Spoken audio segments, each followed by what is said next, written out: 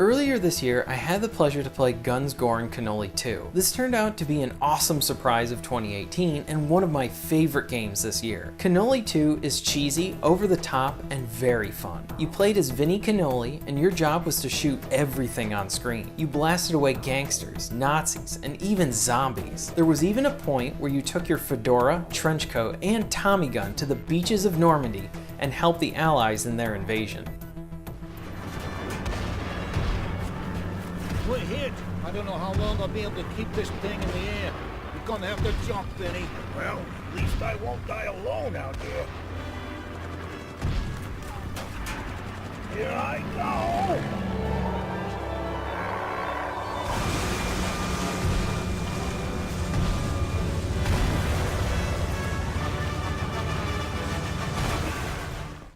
Cannoli 2 played up its comic book visuals with its hyper-violent combat to make for some satisfying encounters, and it offered you the option to play the game in offline and online co-op with up to 4 players. This is my type of game. I never played the first game, and after playing the sequel 2 times in a row, I had to see where the series started. This gave me a good excuse to play more Cannoli and be within that world, potentially seeing how the series started and how it improved from the first to the second. Ladies and gentlemen, I present to you my review for Gore and Cannoli.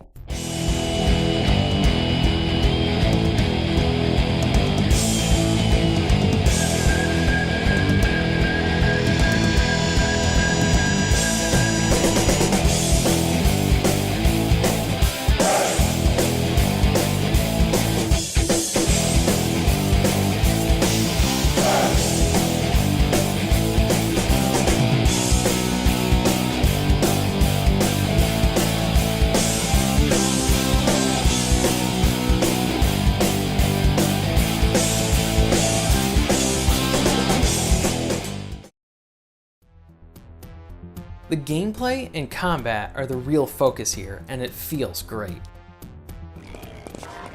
Hey, you still look pretty good. Here's the next one for you.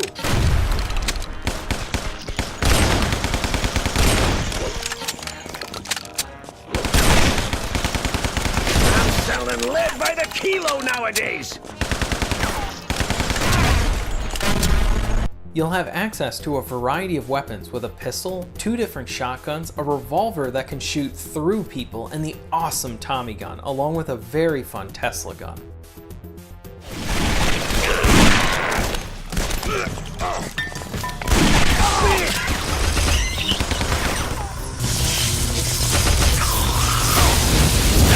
to fight me, you freaking lunatic!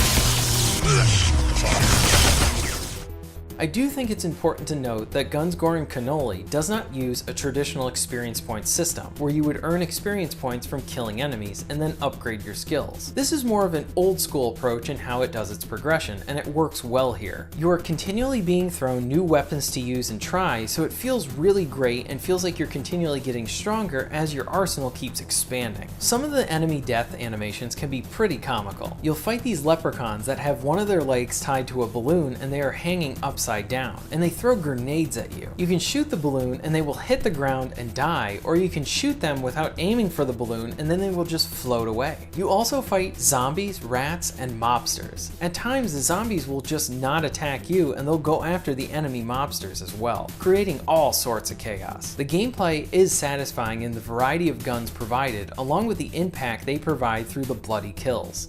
Here.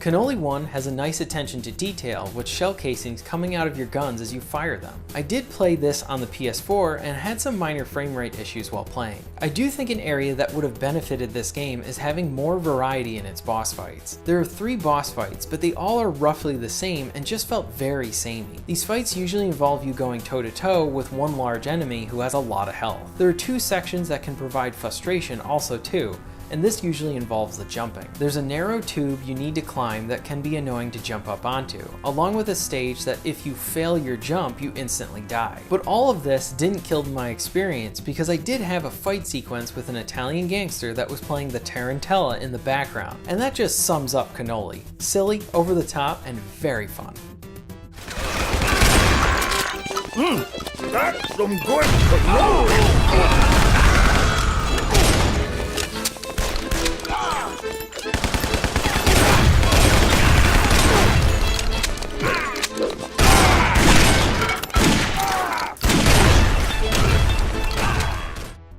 As I said before, I played the second Cannoli before I played the first. When I played them back to back, I was able to see some of the small adjustments that they really made to enhance the second game, and it showed that they really wanted to better their sequel. The big enhancement was with control, more particularly with aiming. In the first game, you could only aim from left to right, and the game was mainly built for this, with enemies just having a few instances where they were above and below you. But there was always that slight frustration of trying to hit someone in the first game that wasn't on the same plane as you. In 2, you could aim your gun wherever you wanted. This was significantly better than the first one. It gives you more control and precision with your shots. The second game's camera changed as well, with the first having a more zoomed in view since you were only aiming left to right, and the second was more of a zoomed out, giving you more room to shoot and aim at things. These are small things that improve the overall action. Cannoli 2 removed some of the frustrating platforming sections that resulted in instant death too. The boss fights improved in the second game by providing more variety through different machines and vehicles that you had to fight, so it just kind of added a better sense of flavor to all those fights and made them more distinct than the first game. Overall, Guns, Gore and Cannoli 1 is a brisk side-scrolling shooter that is both fun to play in single player and in local co-op. The guns are great to shoot and the action is satisfying. I can't get enough of the comic book-like art style that really brings me in and makes the game stand out. The second game does what you hope for most sequels to do, as it improves on the first and delivers a better game. And while both Cannoli 1 and 2 are available, I would still say check out the first one before you play the second one in the series, especially because you get to see where they started, and then you get to see how they bettered everything for the second game. I'm glad I went back and played the first.